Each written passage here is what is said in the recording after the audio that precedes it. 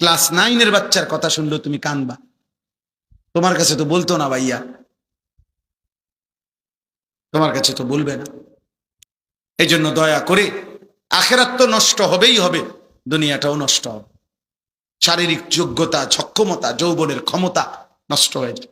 জিনা, বেবিচার, অশ্লীল দৃশ্য, নিজের হাতকে গুনার কাজে ব্যবহার করা, এটা শরীর নষ্ট করে দেয়। আমার বয়স্ক বাবা চাচারা আছেন, এরপরে এই কারণে এর চাইতে বেশি বলতে পারলাম না, নইলে আরো বলতাম। ছেলে পেলেদেরকে আপনারা জানেন না, ওরা গুনার সাগরের মধ্যে হাবুডুবু খাইতেছে। অনেক মা বাবা বুঝেও না, মনে করে মনে একটু দুষ্টামি দুষ্টামি করে। না রে বাপ, দুষ্টামি দুষ্টামি করে না, গুনার সাগরে ভাসতেছে, অসভ্যতার অশ্লীলতার সাগরে ভাসতেছে।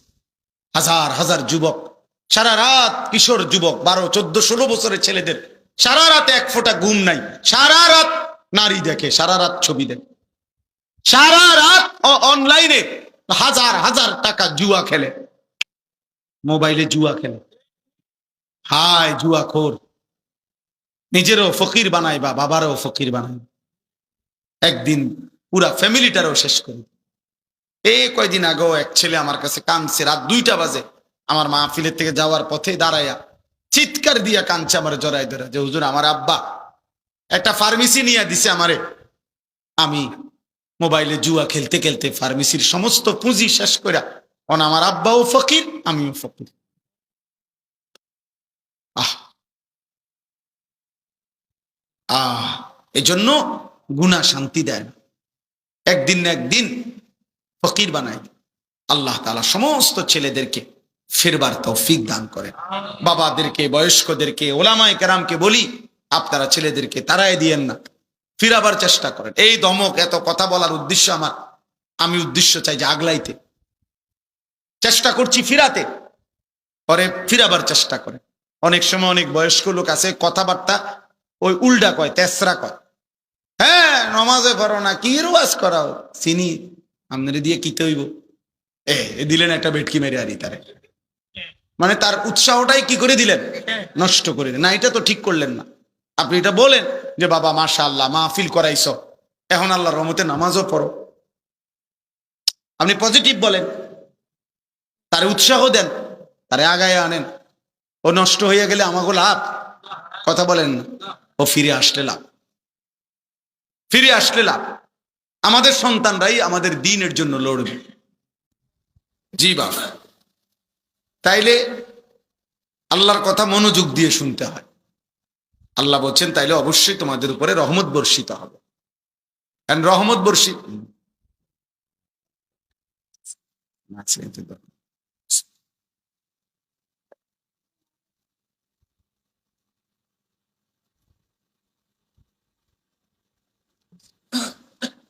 আলহামদুলিল্লাহ, রহমত বর্ষিত হবে। তাফসীরের মধ্যে আছে রহমত বর্ষিত হবে মানে কি, মানে হলো আল্লাহ তাআলা ওই ব্যক্তিকে আমল করার তৌফিক দান করবে, মানে কোরআন মানার তৌফিক দিবে, যে কথাগুলো সে শুনছে ওইগুলো গ্রহণ করার, মানবার তৌফিক দিবে, এটারই বলে রহমত বর্ষিত। তাহলে আমি তো শুনলাম, জানে তো অনেকেই, মনে করেন গত 2-10 বছরও যেই মুসলমান কোনোদিন 5 ওয়াক্ত নামাজ পড়ে নাই, মনে করেন আপনি তাকেও যদি জিজ্ঞেস করেন যে নামাজ কয় ওয়াক্ত, তো সে বলবে 12 ওয়াক্ত। তাহলে এটা তো সবে জানে যে নামাজ পড়েই না টোটাল, সেও তো এটা জানে নামাজ 5 ওয়াক্ত। যে প্রতিদিন সুদ খায়, তো হের আপনি জিজ্ঞাসা করেন না যে সুদ খাওয়া কি চাচা কন বা ভাই কন, তো হে বলবে মুস্তাহাব, কি বলবে হারাম। তো এটা তো সেও জানে।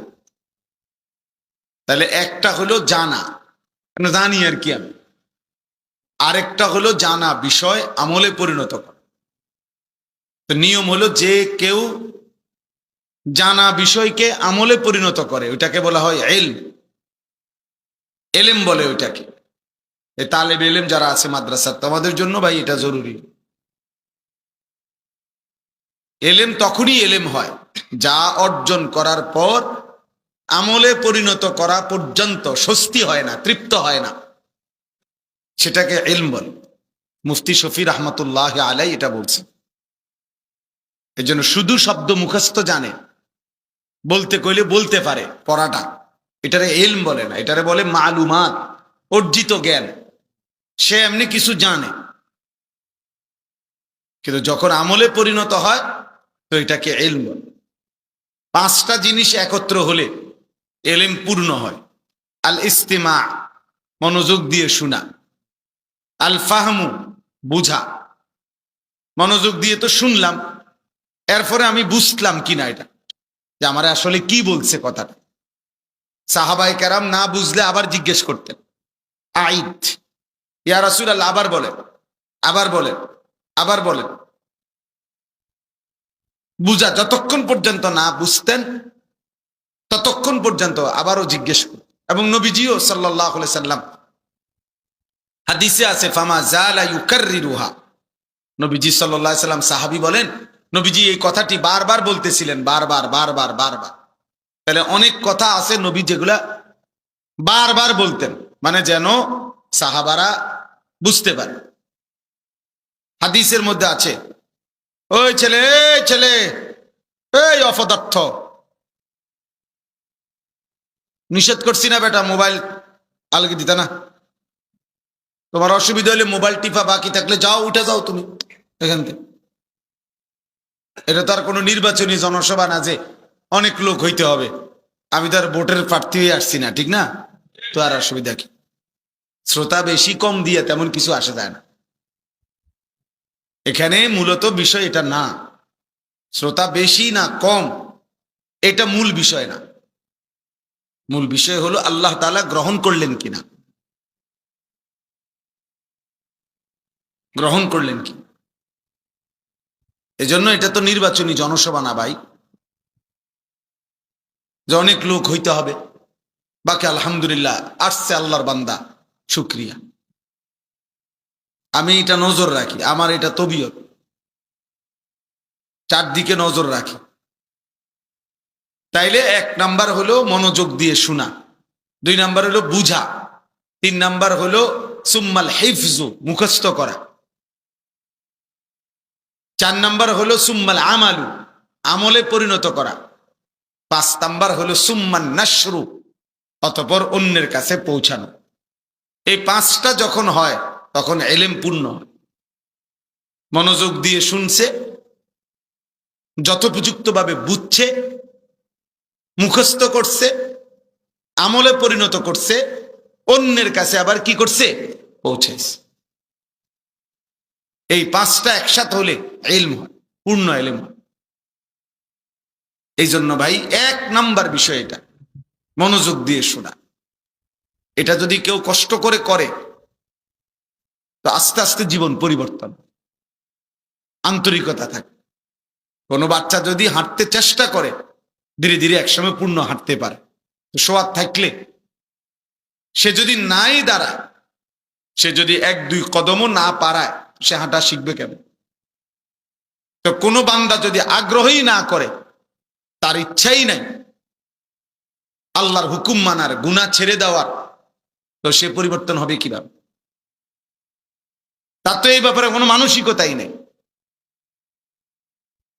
এটা জরুরি। হাকিমুল উম্মত মুজাদ্দিদুল মিল্লাত হযরত মাওলানা শাহ আশরাফ আলী থানভী রাহমাতুল্লাহ আলাইহি বলছেন, তিন জিনিস একত্র হলে, তিনটি জিনিস একত্র হলে আখিরাত, জাহান্নাম থেকে বাঁচা সহজ হয়, জান্নাত অর্জন সহজ হয়।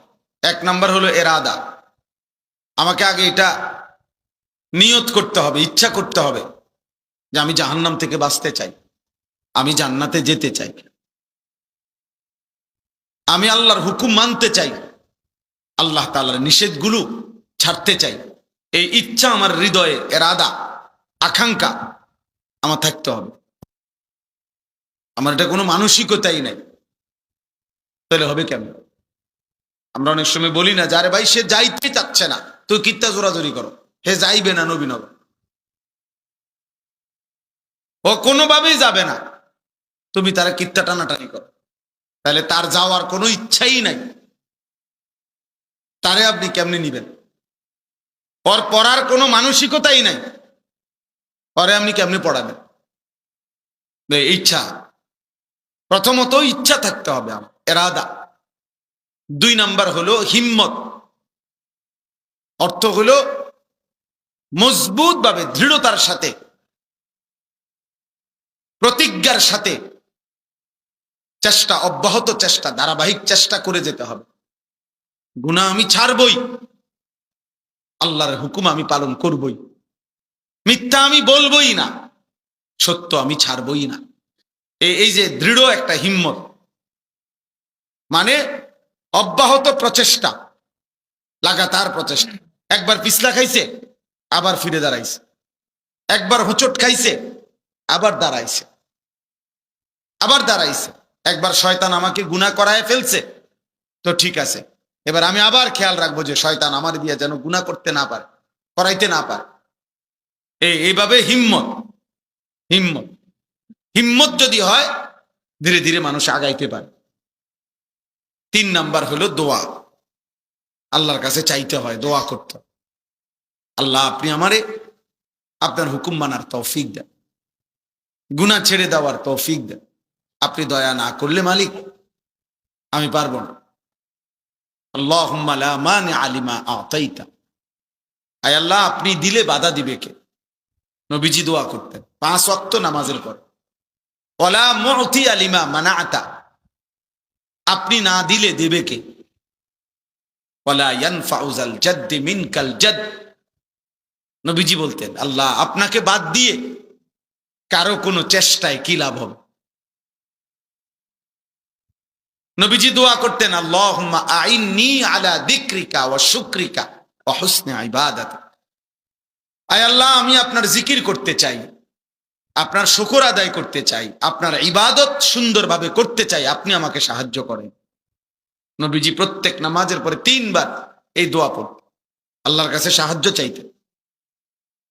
নবীজি দোয়া করতেন আল্লাহুম্মা লা সাহলা ইল্লা মা জাআলতাহু সাহলান, আয় আল্লাহ আপনি যদি সহজ না করেন কোনো কাজই সহজ হবে না।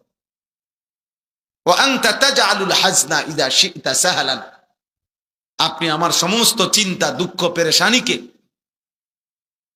আপনি সহজ করে দেন, আপনার দয়া আসান করে দেন। এই জন্য আজকে নওজোয়ান ছেলে তোমাদেরকেও বলি, বাপ যদি কারো বিবেক থাকে, যদি কলিজা মরে না যায়, যদি ইমানের ছিটে ফোটাও থাকে, আখেরাতের যদি কিছু মনে থাকে, এটা মনে রাখো ভাইয়া, তুমি চেষ্টা না করলে, তুমি আগে না বাড়লে তোমারে তাবিজ দিয়া জোনায়েত বাগদাদি বানান যাবে না, তোমারে ফু দিয়া নামাজি বানানো যাবে না ভাইয়া। তুমি হিম্মত করতে হবে, তুমি একটা সংকল্প করতে হবে, ইচ্ছা করতে হবে, তুমি আল্লাহর কাছে চাইতে হবে, তো আল্লাহ তাআলা দয়া করবে। কোরআনুল কারীমের মধ্যে আছে ওয়াহদি ইলাইহি মান ইউনীব, আল্লাহ বলেন আমার যে বান্দা আমি আল্লাহর দিকে ঝুঁকে আসে, আমি তার চাইতে বেশি এগিয়ে হেদায়েত দিয়ে দেই। আল্লাহ তাআলা বলছে বান্দা ইয়াবনা আদম, হাদিসে কুদসি, হে বনি আদম কুম ইলাইয়া আমশি ইলাইকা, তুমি আমার জন্য দাঁড়াও আমি তোমার জন্য হাঁটবো। আমশি ইলাইয়া উহারবিলু ইলাইকা, তুমি আমার জন্য হাঁটো আমি তোমার জন্য দৌড়ব। তুমি আসবা 1 বিগত, আমি আল্লাহ রহমত মাগফিরাত নিয়ে আসবো 1 হাত। তুমি আসবা 1 হাত, আমি আসবো 2 হাত। তুমি আসবা হাঁটতে হাঁটতে, আমি রব রহমত মাগফিরাত নিয়ে আসবো দৌড়তে দৌড়তে। আতাইতুকা হারবালা, হাদিসের শব্দ, আমি দৌড়তে দৌড়তে। ইন আতাইতানি লাইলান আতাইতুকা লাইলান ওয়া ইন আতাইতানি নাহারান আতাইতুকা নাহারান। আল্লাহ বলছে বান্দা গুনাহ নিয়ে মাফ নেওয়ার জন্য তুমি যদি রাত্রে আসো, আমি মাগফিরাত নিয়ে রাতেই আসবো। গুনাহ নিয়ে যদি তুমি দিনের বেলায় আসো, আমি মাগফিরাত নিয়ে দিনের বেলায় আসবো। তুমি আসবে যখন আমি আসবো তখন। তুমি ডাকবে যখন আমি সাড়া দেব তখন। যতবার তুমি আমারে ডাকবা বান্দা, প্রত্যেক ডাকে আমি আল্লাহ আলাদা আলাদা তোমার প্রতি ডাকে পৃথক পৃথক জবাব দেব। যতবার বান্দা আল্লাহকে ডাক, প্রতিবার রব আলাদা আলাদা সাড়া দেব। বান্দা বলে আল্লাহ, আল্লাহ তাআলা বলে লাব্বাইক ইয়া আবদি, আমার বান্দা আমি আছি তো, বলো কি চাচ্ছ বলো বান্দা। ফাইজা সাআলাকা ইবাদি আন্নী ফাইন্নী করিব। আমাদের এই ওয়াজগুলোর মাকসাদ রে ভাই এটা, কিছুটা দিলের মধ্যে অনুভূতি জাগানো। শুধু শুধু একটা আয়োজন হলো, একটা মাহফিল হইলো, কিছু কথাবার্তা হইলো, হই হুল্লুর হইলো, হাঙ্গামা হইলো, স্লোগান হইলো, লাফালাফি ফালাফালি হইলো, কিছুক্ষণ দফাদফি হইলো, ছেলেরা তোমরা আবার সবাই সবার মতো যে যেমন ছিলা তেমনই রয়ে গেলা, তাহলে ভাইয়া এই আয়োজনের কি ফায়দা? মানুষরা যে টাকা দিল, মানুষরা যে 10 টাকা 50 টাকা 100 টাকা দিল, কি উদ্দেশ্যে দিল? কেন দিল? এই আয়োজনের মাকসাদ কি তাইলে? এই জন্য আমি ব্যক্তিগতভাবে এটা চাই, আমার দিলের একটা তামান্না যে মনোযোগ দিয়ে শুনুক, ধীরে সুস্থে শুনুক, এই জন্য একটু ধমকাই। এই জন্য বলি যে সবাই বন্ধ করো মোবাইল, সবাই চুপ থাকুক, মনোযোগ দিয়ে শুনুক। মৌলানা সাহেব আমার আগে বয়ান করতেছেন, আমি বারবার ওইখান থেকে 5-6 বার ছেলেদেরকে ধমকাইছি যে ভাইয়া স্লোগান দিচ্ছ কেন, চিল্লাইতেছো কেন, শুধু শুধু সুদা চিল্লা, মানে উড়াই লইতেছে, মানে আগমন স্বাগতম, কে হুনে এগুলো ফালতু কথার কি অর্থ আছে? কি এর আগমন, কি এর স্বাগতম? স্বাগতম অর্থ কিতা, আগমন অর্থ কিতা? কিতা স্বাগত, শুভেচ্ছা আর স্বাগতম তো কি হইছে? এখন হুজুরের কি হয়েছে? হুজুরে এখন চাঁদের দেশে গেছে গা, হ্যাঁ? গীতা প্রধান বক্তা, প্রধান আকর্ষণ, মারাত্মক আকর্ষণ, ভয়ঙ্কর আকর্ষণ, সিরিয়াস আকর্ষণ, ধোকা, এগুলো ধোকা বেটা, এগুলো।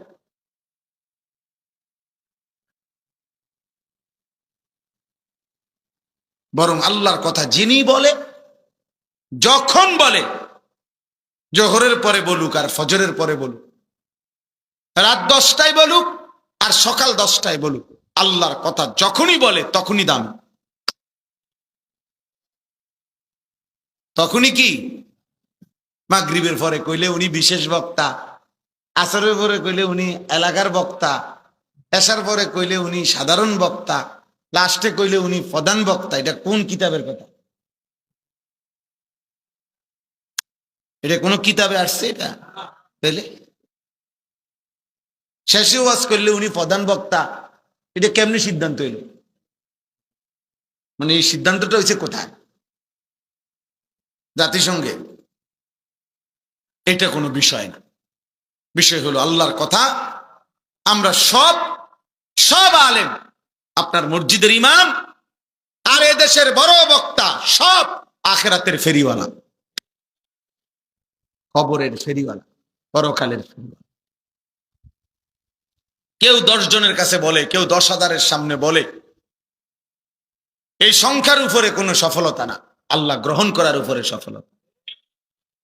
মনে করেন আমারে 10 লাখ লোক স্লোগান দিয়া 4 রাস্তার মাথাত নিয়ে দিয়ে আসছে, তা আমার কবর রাজাব মাপ, তো লাভ হইল কি? বলেন তাহলে লাভ হইল কি? তাইলে লাভ হইল কি ভাইয়া? এই জন্য দয়া করে আমাদের এই আশা, আমাদের এই বসা, আমাদের এই আয়োজন, আমাদের এই ভালোবাসা, আন্তরিকতা আল্লাহর জন্য, ভোটের জন্য, দুনিয়ার জন্য, আখিরাতের জন্য। মান আহাব্বা লিল্লাহ ওয়া আবগাদা লিল্লাহ ওয়া আ'তা লিল্লাহ ওয়া মানাআ লিল্লাহ ফাকাদ ইসতাকমালাল ঈমান। নবীজি সাল্লাল্লাহু আলাইহি সাল্লাম বলছে, যে আল্লাহর জন্য কাউকে ভালোবাসে, আল্লাহর জন্য কারো বিরোধিতা করে, আল্লাহর জন্য কাউকে দান করে, আল্লাহর জন্যই কোনো গুনাহের কাজে কাউকে দেয় না, সম্পদ দান করে না, যেহেতু সে গুনাহ করবে এই জন্য ফিরায় দেয়। আল্লাহর নবী বলেন, এই 4টি আচরণ যে আল্লাহর জন্য করে, ভালোবাসে আল্লাহর জন্য, বিরোধিতা করে আল্লাহর জন্য, দান করে আল্লাহর জন্য, দান করতে নিষেধ করে আল্লাহর জন্য, রাসূল সাল্লাল্লাহু আলাইহি সাল্লাম বলেন তার ঈমান পূর্ণ হয়ে গেল, তার ঈমান পূর্ণ হলো। হাদিসে কুদসির মধ্যে আছে, আল্লাহ তাআলা বলেন ওয়াজাবাত মাহাব্বতি লিল মুতাহাব্বিনা ফিয়া ওয়া লিল মুতাজালিসিনা ফিয়া ওয়া লিল মুতাজাবিরিনা ফিয়া। আল্লাহ বলেন আমার ভালোবাসা, আমি আল্লাহর ভালোবাসা আমার ওই বান্দাদের জন্য ওয়াজিব যারা পরস্পরকে আমি আল্লাহর জন্য ভালোবাসি, পরস্পরের সাথে বসে আল্লাহর জন্য, আল্লাহর কথা বলবে, কোরআন পড়বে, দ্বীন শিখবে, সূরা কেরাত, দোয়া, কালাম, তাসবিহ, জিকির করবে, এই জন্য পরস্পর বসছে। আল্লাহ বলেন এই যে পরস্পর বসছে আমি আল্লাহর জন্য, আমি তাদেরকে ভালোবাসা আমার জন্য ওয়াজিব। ওয়ালিল মুতাজাবিরিনা ফিয়া, আমি আল্লাহর জন্য একে অপরের সাথে সাক্ষাৎ করছে, একজন আলেমে দ্বীনের সাথে সাক্ষাৎ করছে এই জন্য যে উনি আল্লাহর কথা বলে, আল্লাহর ইবাদত করে, আমি উনার থেকে আমার আল্লাহর কয়টা কথা শুনবো। এরকম আল্লাহর জন্য, আল্লাহর সন্তুষ্টির জন্য যে পরস্পর সাক্ষাৎ করে, আল্লাহ বলেন ওই বান্দাকেও ভালোবাসা আমি আল্লাহর জন্য ওয়াজিব। অতএব দোস্ত, প্রত্যেকের কাছে উচিত ভাইয়া, যদি আখেরাত দরকার হয় তাহলে নিজ নিজ মহল্লার ইমাম, আলেম, মাদ্রাসার উলামায়ে কেরাম তাদেরকেও ভালোবাসবে। শুধু বক্তার পিছনে দৌড়াইলে হবে না। ওনার এখন ওয়াজ শ্রোতা বেশি, এখন ওনার বক্ত অনেক, এখন ওনার একটু জনপ্রিয়তা বেশি, এগুলো কোনো বিষয় না, আমার জন্য কোনো বিষয় না, অন্যদের জন্য কোনো বিষয় না। মূল বিষয় হলো আমার আখেরাত, আমারও আপনাদেরও। এই কোরআন প্রত্যেক শব্দ আমার জন্য, আপনার জন্য, নাকি রাসূলুল্লাহ সাল্লাল্লাহু আলাইহি সাল্লামের প্রতিটা কথা আমার জন্য, আপনাদের জন্য। শুধু আল্লাহ তাআলার ইচ্ছা এটা, আল্লাহ হয়তো বলছে তুমি একটু বলে দাও, ওরা শুনুক, আর তোমরা মিলেমিশে সবাই, বক্তা শ্রোতা সবাই আমল করো, এই না বিষয়? কথা বলেন না?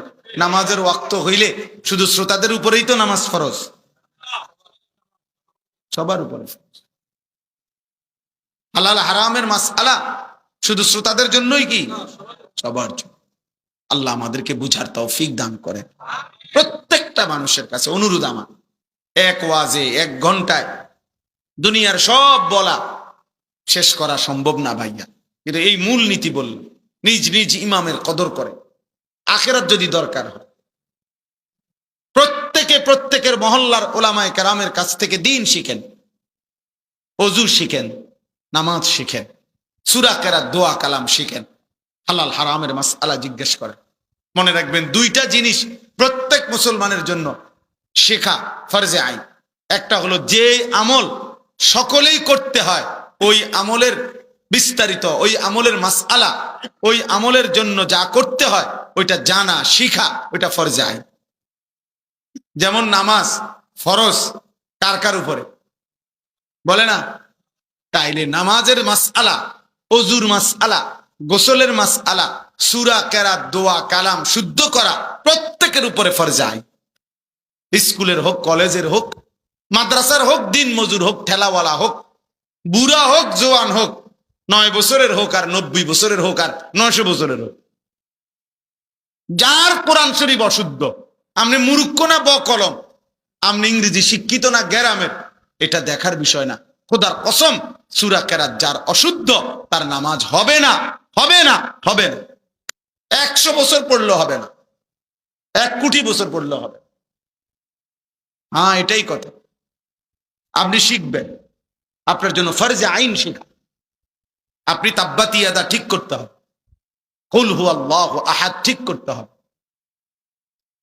এটা কুল হুয়াল্লাহু আহাদ, আপনি কোন কুল হুয়াল্লাহু আহাদ কিতাব, এটা কি বলেন?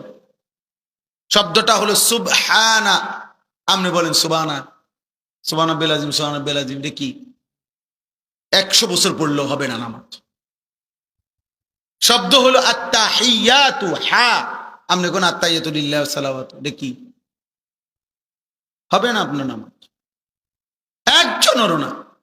বুড়া মিয়া, চাচা আমার কথা মনে রাখেন, আমি বলে গেলাম, পণ্ডিতি করেন না, সাদোয়ানে বইয়া বইয়া গপ মাইরেন না।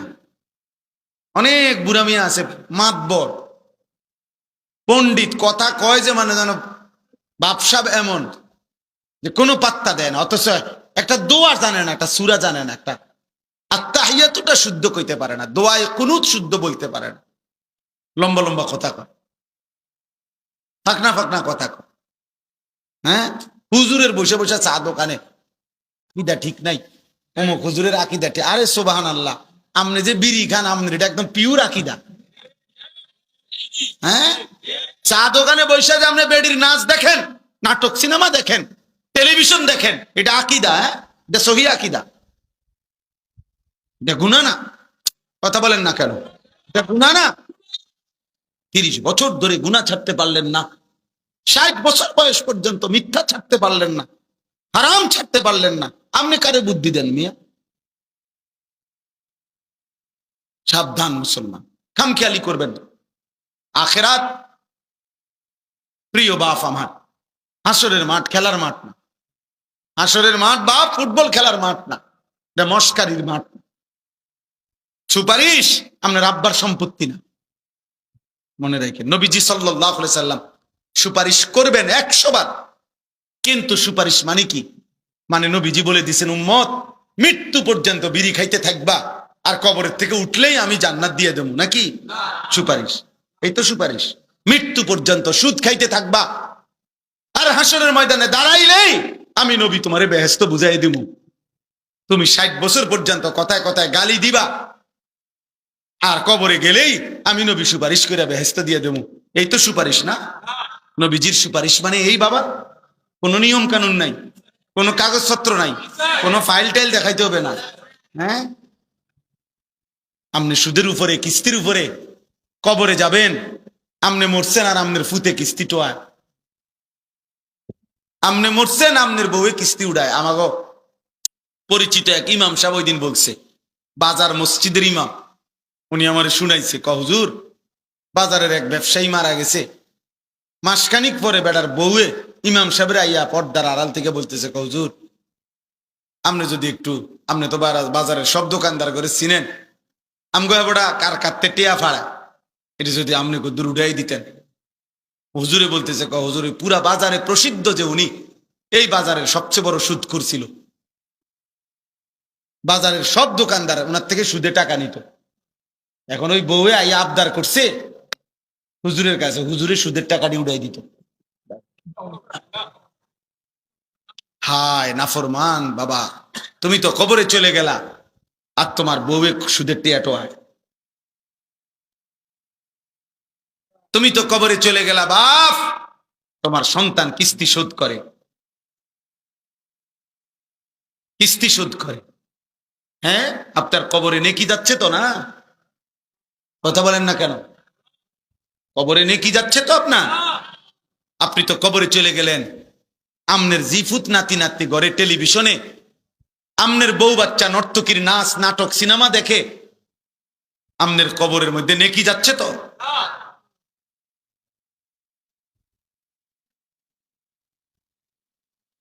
ভাববেন, ইনসাফ করে ভাববেন। আবারও বলছি বাবা, আখেরাত হাসরের মাঠ মামুলি কোনো জায়গা না, মস্কারির জায়গা না। সুপারিশের নিয়ম আছে।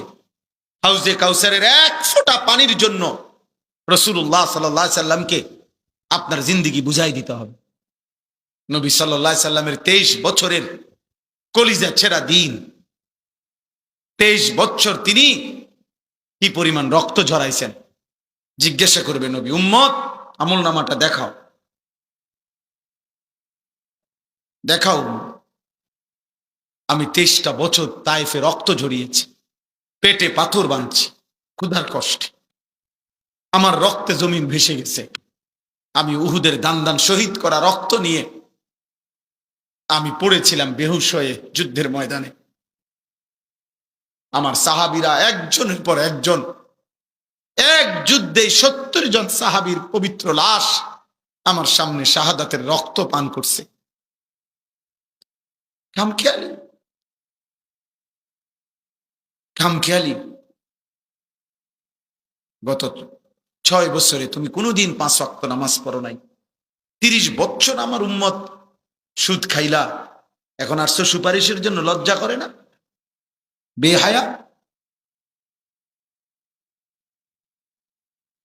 খোদার 365 দিনে কোনোদিন ফজরের নামাজ পড়লা না উম্মত, কি আনছো? কিসের আমল নামা এটা? কিসের সুপারিশ আবার? আমরা অনেকেই এটা বুঝালাইছি যে আমরা মনে করছে মসজিদে টাকা 10,000 দিলে ব্যস্ত, হ্যাঁ 4টা ফ্যান দিলে মসজিদে 3-4-12,000 ব্যস্ত। জি না, এটা তো একটা আমল। দান সদকা এটাই পুরা ইসলাম না? এটা ইসলামের একটি আমল। কথা বলেন না কেন? তো 1 কোটি টাকা দিলেও তো এটা একটা আমলে না, 100 কোটি টাকা দিলেও তো এটা একটা নেক আমল, একটা আমল এটা। তো নামাজ, রোজা, হজ, যাকাত, জিকির, তেলাওয়াত, হালাল হারাম, বুঝেন নাই আমার কথা? সেগুলোর কি হবে? ওগুলোর হিসাব দিতে হবে না? এ বুঝি 30,000 টাকা দিয়ে বেহেস্ত দেবেন গা? বেহেস্ত মানে কি 2টা রুম আর একটা বারিন্দা নাকি? হ্যাঁ, বেহেস্ত কি আপনি এত খামখেয়ালি মনে করছেন? ভাবতে শিখেন আমার বাপ, ভাবতে শিখেন, ভাবতে শিখেন। ছেলের আব্বা ভাবো, প্রিয় সন্তান ভাবো, নিজের হাতে নিজেরে নষ্ট করে দিও না। মোবাইলের ওই নারী তোমারে কিছু দিবে না, সে জীবনেও কাউকে কিছু দেয় নাই, সে তার রূপ বিক্রি করছে।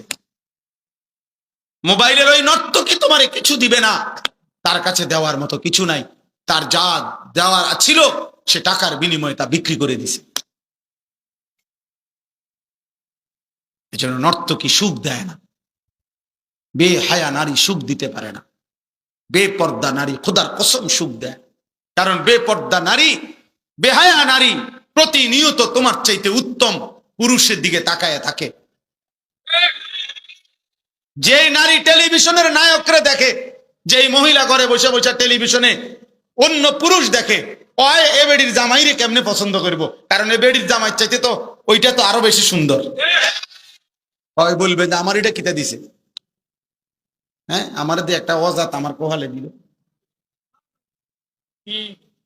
বলেন না? আমারে দিছে কিতা একটা আড্ডি ধরাইয়া, আর এই বেটা দেখো কি সুন্দর। এই সুযোগ কে করে দিল? তাইলে আপনি স্বামী, আপনি বুঝেন না আপনার স্ত্রী টেলিভিশন দেখে কি দেখে? বলেন। আমার কাছে একটা কিতাব আছে, ওয়ালা তাকরাবুজ জিনা, আরবি।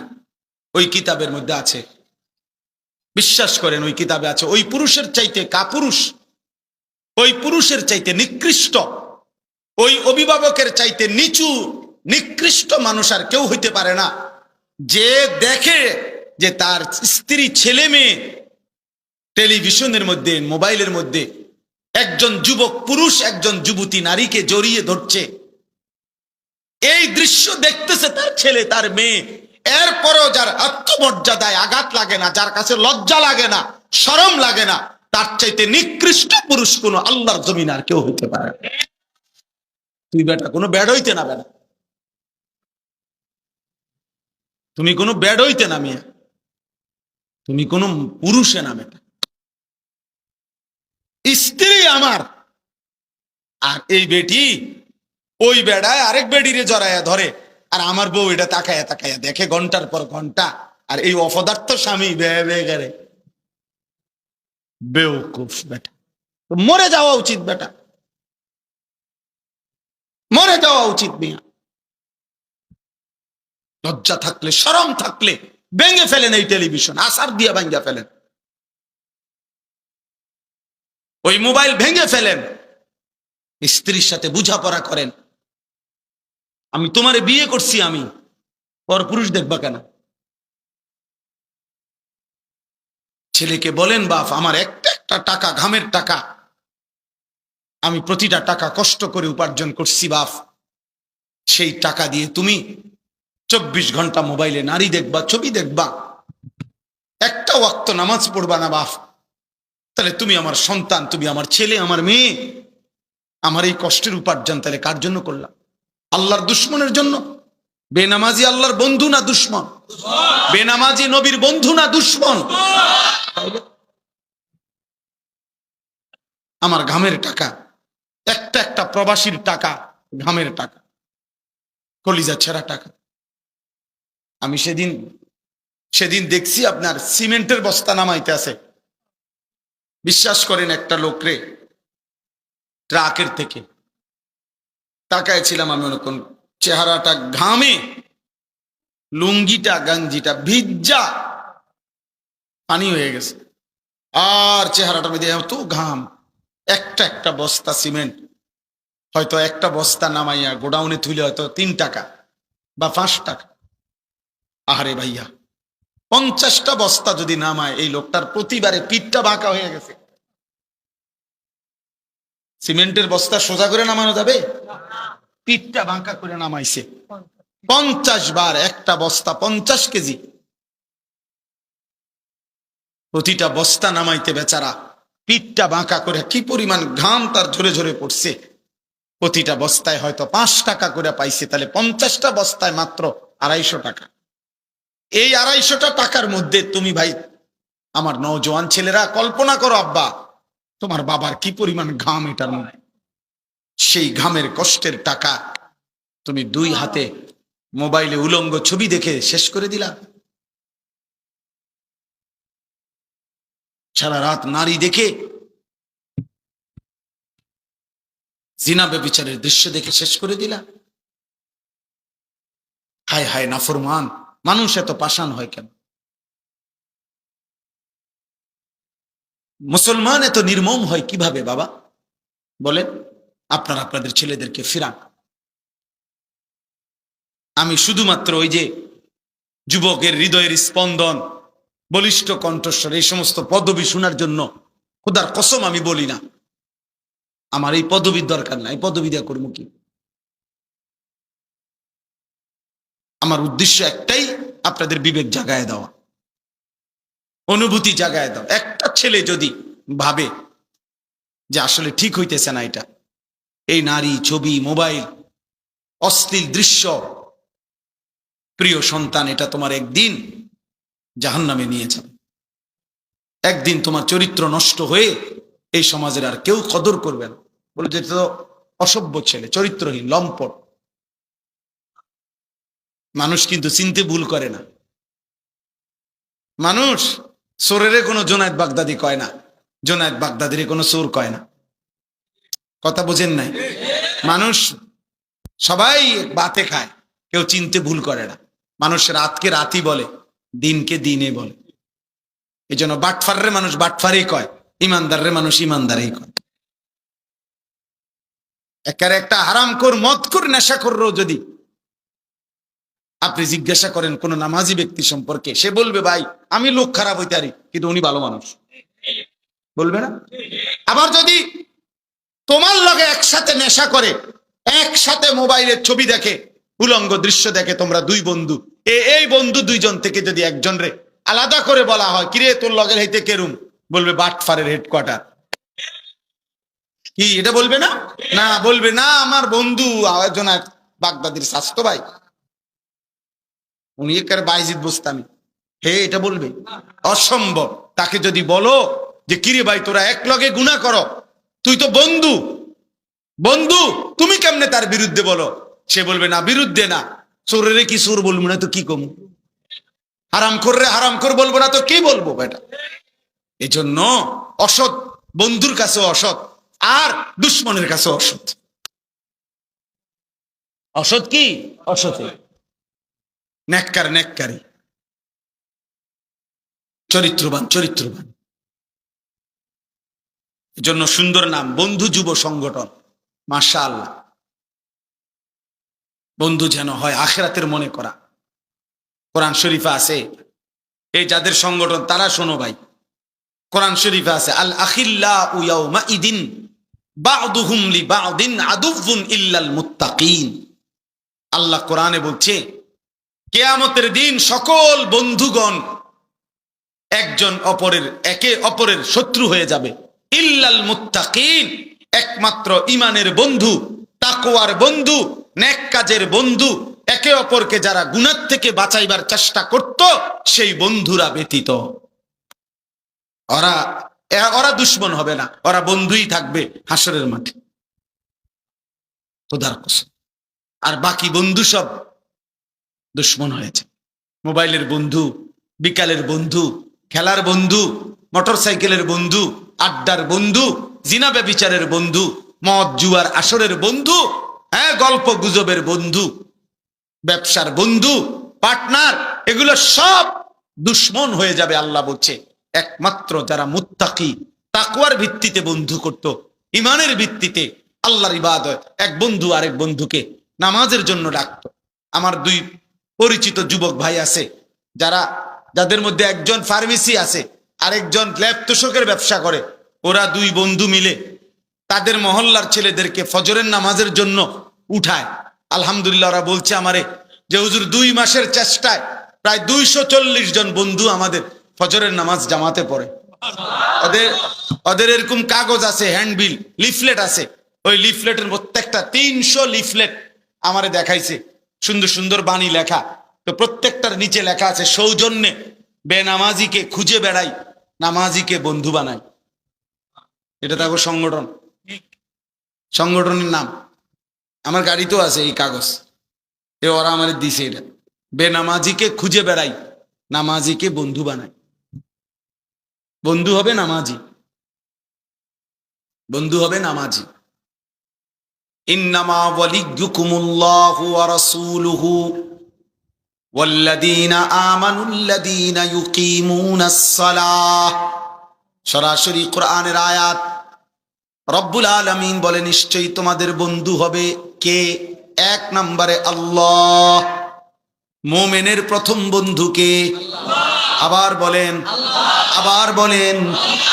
2 নম্বরে ওয়া রাসূলুহু, আল্লাহর রাসূল মুহাম্মদ আরবি সাল্লাল্লাহু আলাইহি ওয়াসাল্লাম।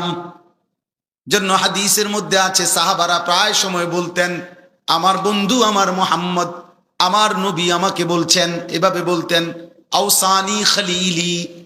আবু হুরায়রা বলতেন আমার খলিল, আমার বন্ধু, আমার মদিনার বন্ধু মুহাম্মদ সাল্লাল্লাহু আলাইহি সাল্লাম এই কথাটা আমাকে বলেছেন। এভাবে বলতেন। নবীজিকে কি বলতেন? আমার বন্ধু। আওসানি খলিলি, আমার খলিল, আমার বন্ধু আমাকে বলছে।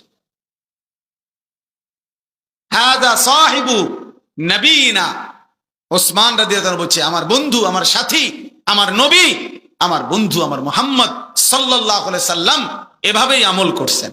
এভাবে বলতেন সাহাবী। আল্লাহ বলছে মুমিনের দ্বিতীয় বন্ধু রাসূলুল্লাহ সাল্লাল্লাহু। 3 নাম্বার কোরআন শরীফের আয়াত ভাইয়া। আল্লাহ বলছে ওয়াল্লাযীনা আমানুল্লাযীনা ইউকিমুনাস সালাহ। সরাসরি কোরআনের আয়াত। আল্লাহ বলে মুমিনের তৃতীয় বন্ধু হলো ওই সমস্ত ঈমানদার যারা 5 ওয়াক্ত নামাজ আদায় করে। 5 ওয়াক্ত নামাজ আদায় করে। এজন্য ফাসিক কাফের তো মুমিনের বন্ধু হতেই পারে না, মুশরিক মুমিনের বন্ধু হইতে পারে না, মুনাফিক মুমিনের বন্ধু হইতে পারে না, হিন্দু মুমিনের বন্ধু হইতে পারে না, বৌদ্ধ মুমিনের বন্ধু হইতে পারে না, ইহুদি মুমিনের বন্ধু হইতে পারে না, খ্রিস্টান মুমিনের বন্ধু হইতে পারে না।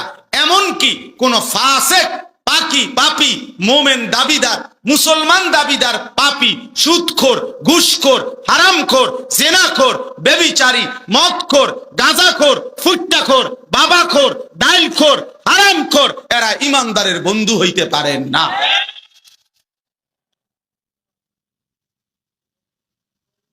ও মুমিনের বন্ধু হইতে পারে। ইন্নামা ওয়ালিয়্যুকুমুল্লাহ, আল্লাহ বলছে মুমিন তোমার বন্ধু হবে আল্লাহ। ভালোবাসবা আল্লাহকে, ওয়া রাসূলুহু, রাসূলকে, ওয়াল্লাযীনা আমানুল্লাযীনা ইউকিমুনাস সালাহ, 5 ওয়াক্ত নামাজ আদায় করে এমন মুমিনকে। তাহলে বাকিদের সাথে কি চলবে না? চলবে। দুনিয়ার আয় রোজগার, লেনদেন, চাকরি, ব্যবসা, ক্ষেত খামার, কোনো কাজ সম্পাদনের জন্য যে কারোর সাথে করা যাবে, কিন্তু বন্ধুত্ব হৃদয়ের মধ্যে জায়গা, এটা কোনো নাফরমানকে দেওয়া যাবে না। বুঝছেন? বন্ধু তো হৃদয়ে, ভালোবাসা তো হৃদয়ে। মৌখিক লেনদেন করা যাবে কাফের বেঈমানের সাথেও, বাজার ব্যবসা অন্যদের সাথেও করা যাবে, দুনিয়াবি লেনদেন, কিন্তু হৃদয়ে জায়গা হবে না। হৃদয়ে জায়গা হবে কেবল আল্লাহ, হৃদয়ে জায়গা হবে কেমন রাসূলুল্লাহ, হৃদয়ে জায়গা হবে ইমানদার নামাজি মুমিন। এটা কোরআন শরীফ আল্লাহ বলছে। আমাদের নবী সাল্লাল্লাহু আলাইহি ওয়াসাল্লামকে আল্লাহ তাআলা পাঠিয়েছেন। প্রিয় ভাই, আমি এই আয়াত বলতে চাই, একটা নওজোয়ান, তোমরা ফিরে আসো বাবা, বিশ্বাস করো বাপ, সময়টা দিন দিন নাজুক হচ্ছে। ইচ্ছায় হোক অনিচ্ছায় হোক, আগামী দিনে ইসলামের পরিচয়ের উপরে দোস্ত সারা পৃথিবী ব্যাপী আরো রক্ত ঝরবে। শুধু ফিলিস্তিনে রক্ত ঝরছে, শুধু গাজার মুসলমান রক্ত দিচ্ছে বছরের পর বছর না রে ভাইয়া। দুশ্মনের সব পরিকল্পনা, কাফেরের সব পরিকল্পনা, বেঈমানদের সমস্ত পরিকল্পনা কিন্তু সারা পৃথিবীর সমস্ত মুসলমানকে নিয়ে। ওরা শুধু ইসরায়েল শুধু ফিলিস্তিনের বিরোধী না, আমেরিকা শুধু ফিলিস্তিনের বিরোধী না, প্রতিটা ইমানদারের বিরোধী। আর তুমি কিংবা আমি, এই নওজোয়ান ভাইরা, তোমরা যারা এক ওয়াক্ত নামাজ পড়ো না, একটা সেজদাও দেও না, আহা, চুল চেহারা দেখলে মুসলমানও মনে হয় না, লেবাসের স্টাইল দেখলে, চুলের ফ্যাশন দেখলে কাফেরের মতো অনুসরণ করো, কিন্তু এরপরেও দুশ্মন কিন্তু তোমারও ছাড়বে না। কেন? তুমি নিজের পরিচয় মুসলিম আড়াল করতে পারতা না। এমন সিস্টেম তারা বানায় রাখছে যে জন্ম নিবন্ধন সনদ ওই যেদিন করা হয়েছে সেদিন থেকে সারা পৃথিবীর মধ্যে এটা পৌঁছে গেছে। তুমি এইটা আড়াল করবা কেমনে? পাসপোর্টের মধ্যে যে ধর্মের সাথে ইসলাম লিখছেন, এটা আড়াল করবেন কেমনে? ভোটার আইডি কার্ডের থেকে আপনার ধর্ম যে ইসলাম, এটা আপনি আড়াল করবেন কেমনে? টিকা কার্ডের মধ্যে যে লেখা রাখছেন ধর্মের নামে মুসলমান, ইসলাম কোন ধর্মাবলম্বী, এটা আড়াল করবেন কেমনে? লুকাবেন কেমনে? ফিলিস্তিনে গাজাতে মুসলমানদেরকে যে মারতেছে, শুধু হুজুরদেরকেই তো মারে, ঠিক না? না না না, শুধু হুজুর করে মারে, শুধু হুজুর করে মারে। এজন্য আমাদের এটা বোঝা উচিত, প্রতি মুহূর্তে আমরা দুশ্মনের নজরের উপর যে কোনো একটা জিনিস মনে রাখতে হবে, পৃথিবীর কোন বেঈমান, কোন কাফের মুশরিক, সারা পৃথিবীর যত কাফের মুশরিকদের রাষ্ট্র কিংবা যত সংগঠন, তাদের কেউ খোদার কসম কলিজা দিয়ে এক মিনিটের জন্য মুসলমানের কোনো কল্যাণ কামনা করে না। এই যেগুলা কয়, এগুলা ফাঁকা বলি, এগুলা ফাঁকা বলি। আমরা দেখতেছি বিষয়টা নিয়ে তদন্ত চলতেছে, এটা নিয়ে কার্যকর উদ্যোগ নেওয়া হবে, এটা নিয়ে খুব দ্রুত গতিতে বৈঠক ডাকা হবে। এটা তীব্র প্রতিবাদ জানাচ্ছি, এটা ন্যাক্কারজনক, এটা ঠিক হচ্ছে না, এটা মানবাধিকার লঙ্ঘন। এই সমস্ত হইল বাটফারি কথা, এগুলা ধোকা ধোকা ধোকা। না তো ইসরায়েলের ইহুদি 1 কোটি না, 1 কোটি নয়, ইসরায়েলে ইহুদি সর্বোচ্চ 92 থেকে 97 লাখ, 1 কোটির নিচে, 1 কোটির নিচে ভাইয়া। তাহলে মাত্র 1 কোটির চাইতে নিচে মানুষ ইহুদিরা ওইখানে। এই সারা পৃথিবীর মানুষ বুঝি তা করে থামাইতে পারতেছে না, গোটা ইউরোপ বুঝি তা করে বলিয়া থামাইতে পারে না, যে এইভাবে মানবতার ইতিহাসে এই সভ্য পৃথিবীতে, বর্তমানে এই পৃথিবীতে এইভাবে মুসলমান একজন মানুষ এইভাবে কিভাবে একটা জাতিকে, একটা এলাকাকে এভাবে কিভাবে নিশ্চিহ্ন করে দেয়। এইভাবে বুকা মানুষ কেমনে একটা রুটির জন্য, 1 লোকমা 1 মুঠো খাবারের জন্য কি পরিমাণ চোখের পানি ফেলতেছে ভাইয়া বলো। আমার যুবক ভাই, যদি তোমাদেরকে কলিজা ধরে বুঝাইতে পারতাম। সেদিনও তো পত্রিকা আসছে, 12 কিলোমিটার পায়ে হাইটা গাজার একটা বাচ্চা, এতিম বাচ্চা, একটা রুটির জন্য 12 কিলোমিটার পথ গেছে। এই রুটিটা যখন হাতে নিছে অনেক কারাকারি কইরা, দুশ্মনের বুলেটের আঘাতে তার শরীরটা ঝাঁঝরা করে ফেলছে, আর রুটিটা খাইতে পারে না।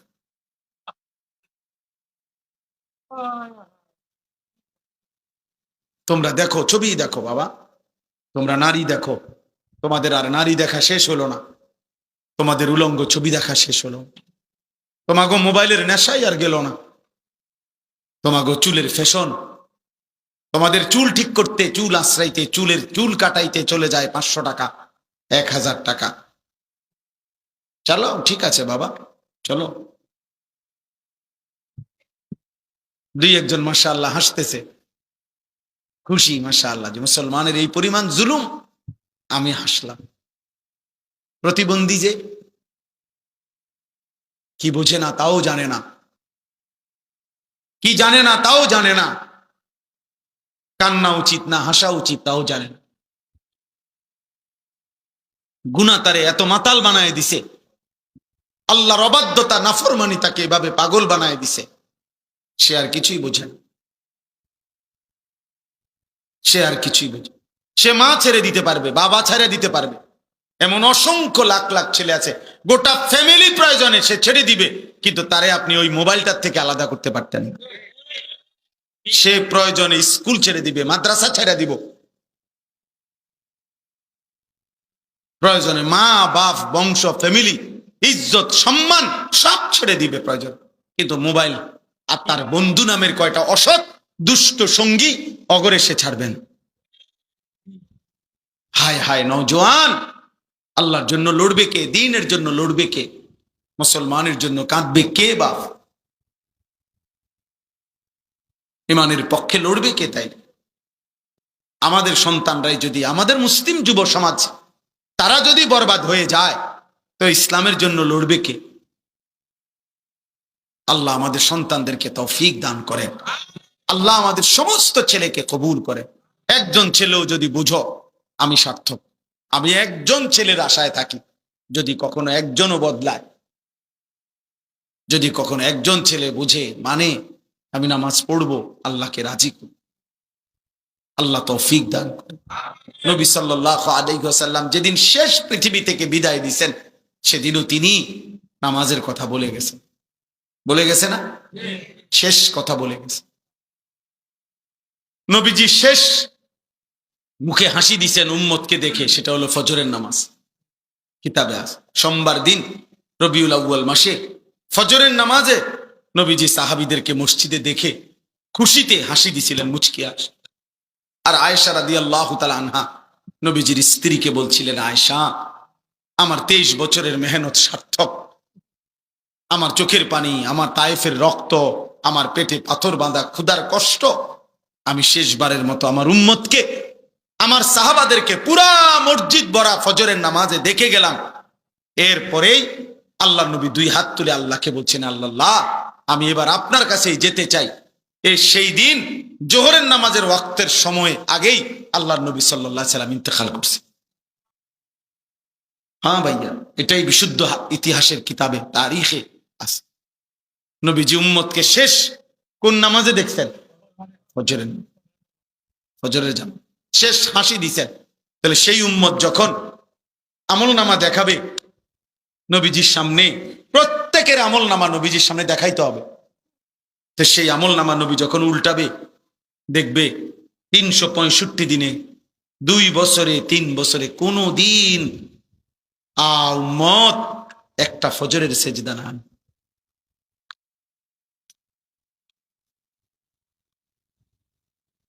কেমনে সুপারিশ মিলবে বাপ? কেমনে সুপারিশ মিলবে? আখেরাত মিলবে কিভাবে? আল্লাহ তাআলা এখানে বলছেন, ওয়া ইন্নাকা লাআলা খুলুকিন আযীম। এটাই আমি বলতে চাইছি। আল্লাহ তাআলা বলছে, আমি গোটা পৃথিবীবাসীর সামনে চ্যালেঞ্জ করে আমি এমন একজন রাসূল পাঠিয়েছি।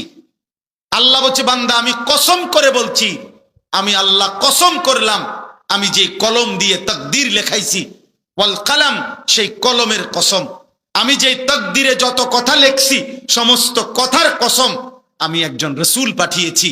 সমস্ত উত্তম গুণ, সর্বশ্রেষ্ঠ গুণ, মহান গুণ সবকিছু 100 পরিপূর্ণ করে আমি আমার বন্ধুকে সাজিয়ে এই পৃথিবীতে পাঠিয়েছি। বন্ধু আমার রূপেও সেরা, গুণেও সেরা, বন্ধু আমার চেহারাতেও সেরা, বন্ধু আমার আখলাকেও সেরা। আমার বন্ধুর নাক সর্বশ্রেষ্ঠ, আমার বন্ধুর চোখ সর্বশ্রেষ্ঠ, আমার বন্ধুর হাসি সর্বশ্রেষ্ঠ, আমার বন্ধুর কান্না সর্বশ্রেষ্ঠ, আবার আমার বন্ধুর বিনয় সর্বশ্রেষ্ঠ, সাহসিকতা সর্বশ্রেষ্ঠ, ধৈর্য সর্বশ্রেষ্ঠ, তাকওয়া সর্বশ্রেষ্ঠ। সব রঙে সব গুণে তিনি সেরা।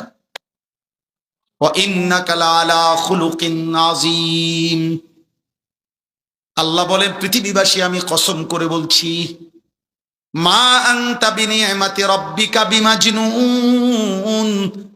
আল্লাহ বলে, মক্কাবাসী বেঈমান, তোমরা বলছো আমার বন্ধু নাকি পাগল। আমি আল্লাহ কসম করে বললাম, 24 ঘন্টা আমি আল্লাহর নেয়ামত আমার বন্ধুর উপরে বর্ষিত হয়। এমন নেয়ামত প্রাপ্ত বন্ধু আমার পাগল হইতে পারে না। না রে বেঈমান, আমার বন্ধু পাগল নয়।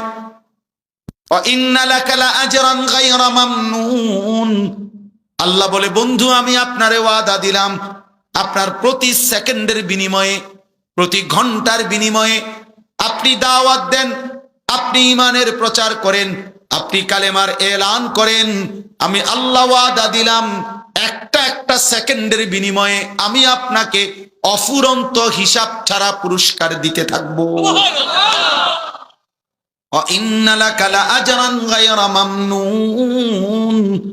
আপনার জন্য বরাদ্দ রয়েছে পুরস্কার হিসাব ছাড়া।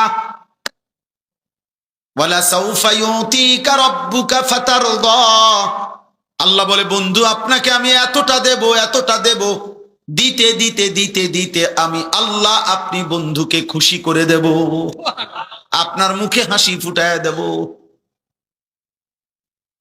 হ্যাঁ, এরপরে আল্লাহ বলছে, এই যুবক শোনো বেটা, কার মতো চুল রাখলা ভাইয়া? এই যুবক যাদের চুল এই ডান দিকে বাম দিকে সামনে বড়, এই বিশ্রী চুল, খোদার কসম নওজোয়ান, এটা বেঈমানের চুল, বেঈমানের। আরে তুই মুসলমান নামের কাপুরুষ, তুই ইমানদারের ঘরে বুজদিল কাপুরুষ হয়ে জন্ম নিছত বেটা। তোর হিম্মত নাই, তোর কলিজায় সাহস নাই, আল্লাহ চিনলা না, রাসূল চিনলা না। বেঈমানের চুল তোমার পছন্দ হইছে, বেঈমানের জামা তোমার পছন্দ হইছে, বেঈমানের দাড়িবিহীন চেহারা তোমার পছন্দ হইছে, বেঈমানের মডেল তোমার পছন্দ হইছে। মনে রাখো নওজোয়ান, হাসরের ময়দানে পছন্দের ওই বেঈমানরাই তোমার সাথে থাকবে। হ্যাঁ মনে রাখো, দেখবা ফুটবল খেলোয়াড়ই তোমার লগে দাঁড়াইছে, ফেরেশতাও তোমার ফুটবলের মতো তোমারও লাত্তি দিব, তোরও লাত্তি দিব, টের পাইবা, টের পাইবা। বাবা রাখো চুল, রাখো, বেঈমান কাপুরুষ বেটা, কাপুরুষ বুঝদি। কেন নয়তো? আমি মুসলমান, আমার ঈমান আছে, আমার আল্লাহ আছে, আমার রাসূল আছে, আমার নবী সর্বশ্রেষ্ঠ, সব রঙে সব গুণে। আজকে আল্লাহ বলছে, আমি সর্বশ্রেষ্ঠ চরিত্র দিয়ে, সৌন্দর্য দিয়ে আমার নবীকে পাঠিয়েছি। তাফসীরের মধ্যে আছে, একজন শুনেন শুধু বুঝেন, তাফসীরের মধ্যে লিখছে, এই পৃথিবীতে যত উত্তম গুণ আছে, যত সৌন্দর্য আছে, প্রতিটা গুণ আর প্রতিটা সৌন্দর্যকে যদি বলা হয় যে তুমি আকৃতি ধারণ করো, যে সবচেয়ে উত্তম গুণ কেমনে হবে, বিনয় সবচেয়ে উত্তমটা কেমন, সাহসিকতা সবচেয়ে উত্তমটা কেমন, আকৃতি ধরো, ধৈর্য সবচেয়ে উত্তম বেশি পূর্ণ কেমন হয়, এরকম একটা মানুষের আকৃতি ধরো। এভাবে যত উত্তম গুণ আছে, সব উত্তম গুণকে যদি বলা হয় পরিপূর্ণ পূর্ণাঙ্গ আকৃতি মানুষের ধরো, যে এই সবচেয়ে উত্তম গুণটা কেমন, খোদার কসম তাফসীরের মধ্যে লিখছে, প্রতিবারেই যার আকৃতি আসবে তিনি মুহাম্মদ সাল্লাল্লাহু আলাইহি সাল্লাম। বিনয়ে যিনি সেরা তিনি মুহাম্মদ, ধৈর্যে যিনি সেরা তিনি মুহাম্মদ, সাহসিকতায় যিনি সেরা তিনি মুহাম্মদ। হাসিতে যিনি সেরা তিনি মুহাম্মদ। কান্নায় যিনি সেরা তিনি মুহাম্মদ। চুলে যিনি সেরা তিনি মুহাম্মদ। চোখে যিনি সেরা তিনি মুহাম্মদ। ঠোঁটে যিনি সেরা তিনি মুহাম্মদ। দাঁতে যিনি সেরা তিনি মুহাম্মদ। রাতে যিনি সুন্দর তিনি মুহাম্মদ। দিনে যিনি সুন্দর তিনি মুহাম্মদ। হাঁটলে যিনি সুন্দর তিনি মুহাম্মদ। বসলে যিনি সুন্দর তিনি মুহাম্মদ। সব রঙে, সব গুণে, সব আন্দাজে তিনি সেরা। আছে খুবা হামা দারান তু তনহা দার। আল্লামা ইকবাল বলছে, হে নবী, ১৪ লক্ষ নবীর যত গুণ আছে আপনি একা মুহাম্মদের মাঝে যদি তালাশ করি, আপনি একাই সব। তু তনহা দার।